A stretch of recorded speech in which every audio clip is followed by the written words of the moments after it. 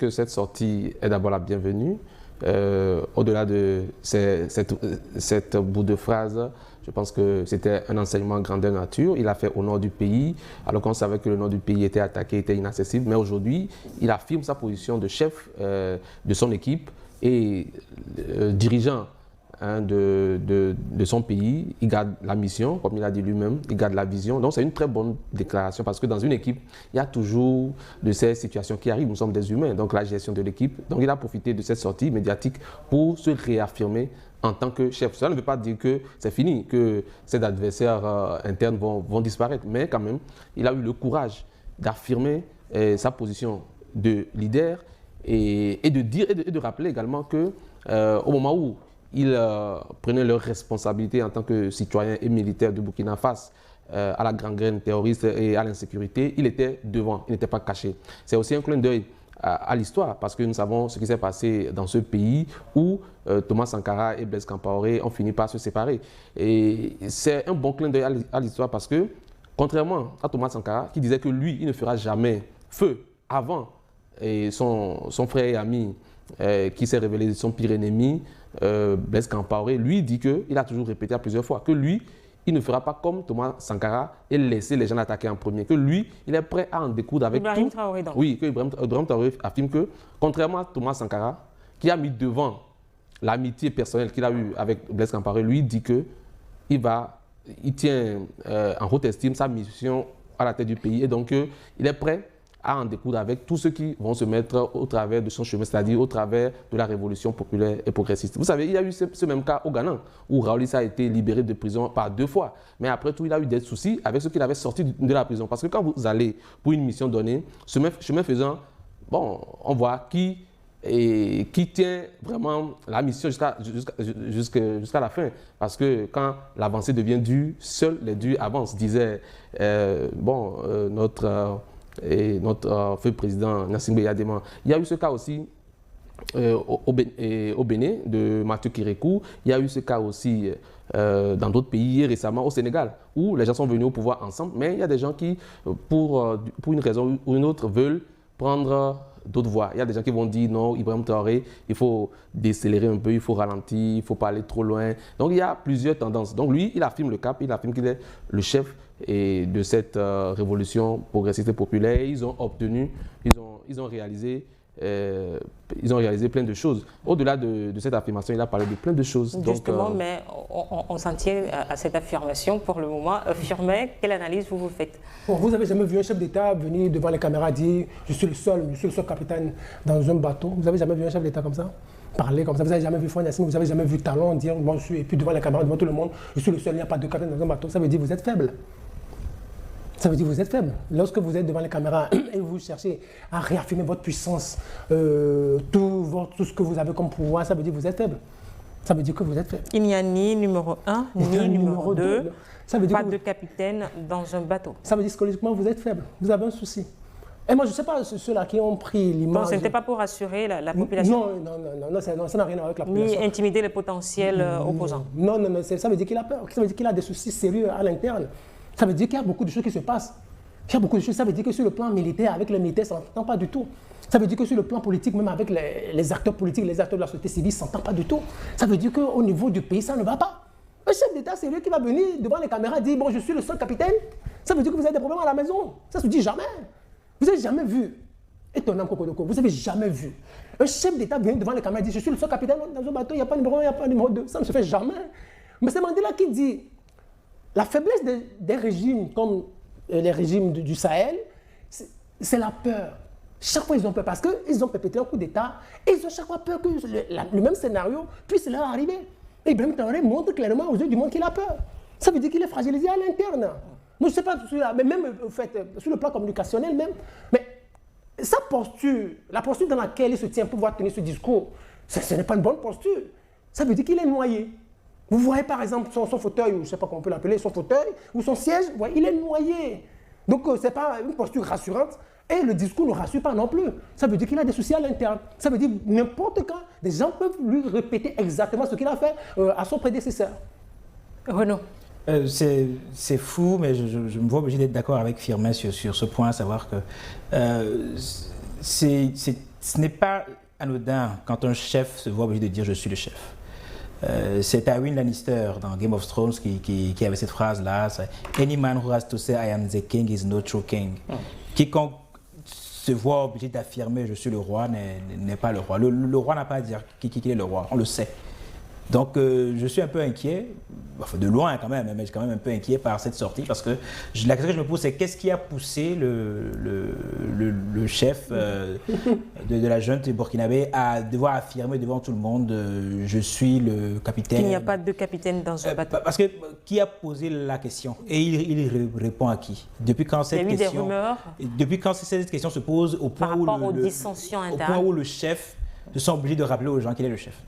Et donc, ne serait-ce que ça, ce genre de sortie, c'est en termes de communication politique, de politique pure, ça veut dire quand même qu'il soit quelque chose en train de bouillonner en interne, soit il n'est pas passé loin et il n'a pas encore totalement réglé le problème, sinon il n'aurait pas à l'affirmer. Quand on a réglé le problème, on ne dit pas je suis le chef, on fait une marche triomphale, on se fait applaudir et puis on passe à autre chose. Donc, ça montre quand même que pour le mieux ou pour le pire, qu'il y a... On n'a pas besoin de rassurer, par exemple, les populations. Le simple fait qu'on ait besoin de rassurer les populations est déjà un signal. C'est ça le problème. C'est-à-dire, pourquoi tu es obligé de le dire? Qu'est-ce qui fait que tu en arrives là?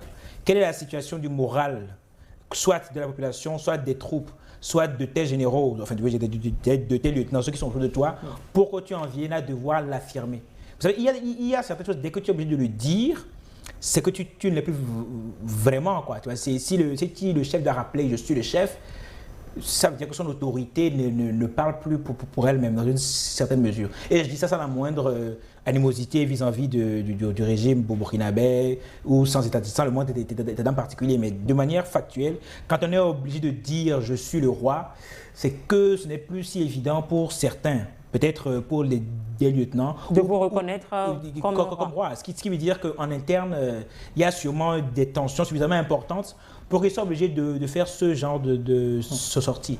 Bien sûr, une fois qu'on a dit ça, ce que nous on espère, c'est qu'il y ait de la stabilité, de la paix et de la sécurité pour le peuple burkinabé, donc on se souhaite le meilleur.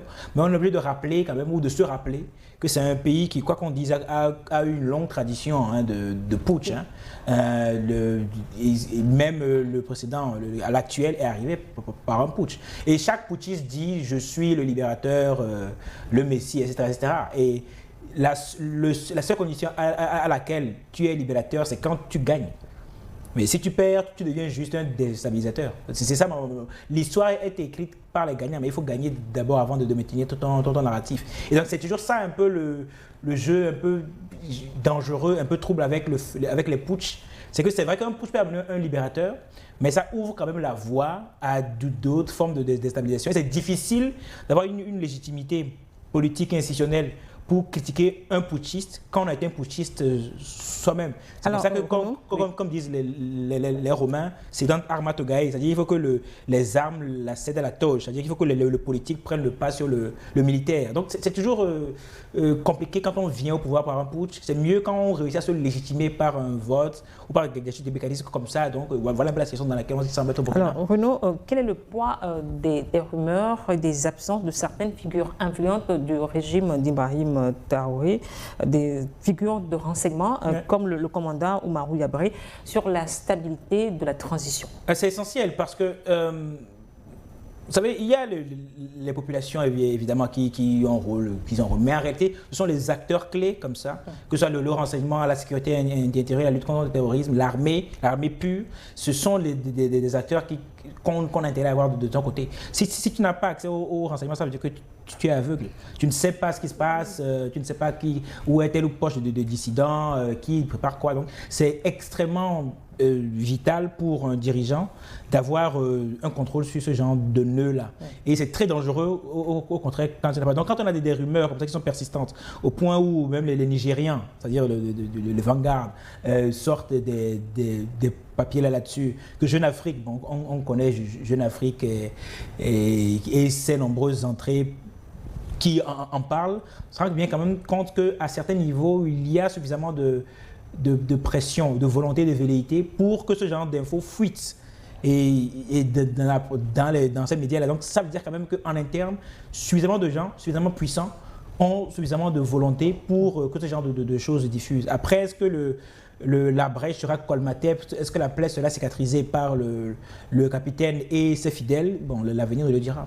Alors, et l'homme, le président Ibrahim Traoré a rappelé que l'ennemi profitait des divisions internes. Est-ce que vous pensez que les critiques de la gestion gouvernementale sont perçues à tort comme la trahison, ou est-ce une mesure nécessaire en temps de guerre, de lutte contre le terrorisme dans le cas actuel du Burkina Faso? Vous savez, la situation actuelle auquel fait face le président Ibrahim Traoré est une situation difficile, mais ce n'est pas une situation nouvelle. Et je l'ai rappelé tantôt, il y a eu, quand on connaît l'histoire du Burkina Faso, on sait qu'il y a eu un cas comme ça. Oui, vous avez donné l'exemple de 1987. Ok, quand on connaît l'histoire de Mobutu et de Lumumba, il y a eu un cas comme ça. Donc c'est toujours, oui, le Zaïre, c'est toujours une ambivalence ou bien une dialectique entre les néocolonialistes et les panafricains. Ceux qui disent, bon, faisons doucement, évoluons pas à pas, et d'autres qui disent, on veut se réaffirmer pleinement ici et maintenant. Donc, aujourd'hui, ces problèmes en interne, moi, je pense que c'est normal, mais l'attitude du capitaine pour y faire face est une bonne chose aussi. Parce qu'après tout, ils sont des camarades. On se rappelle bien qu'à plusieurs reprises... Donc, ils s'appellent camarades ou ils sont camarades? Ils sont des camarades. Ils sont venus au pouvoir ensemble. Vous savez, dans un coup d'État, il y a toujours un contre-coup d'État. Parce que quand vous venez en équipe, souvent, c'est des gens qui se réunissent. Moi, j'ai cherché un peu sur le Burkina Faso, comment est-ce que Blaise Compaoré a pu... Moi, j'ai fait un peu de recherche sur le cas Burkina Faso, Blaise Compaoré, Thomas Sankara. Donc, et aussi Lumumba et Mobutu. C'est toujours des gens externes qui, ou bien il y a toujours deux camps, des gens qui disent allons doucement, ou d'autres qui veulent aller très loin. Et au final, il y a toujours des scissions. C'est comme dans la vie actuelle. Mais aujourd'hui, c'est le capitaine Ibrahim Traoré qui en vient à vouloir rassurer la population.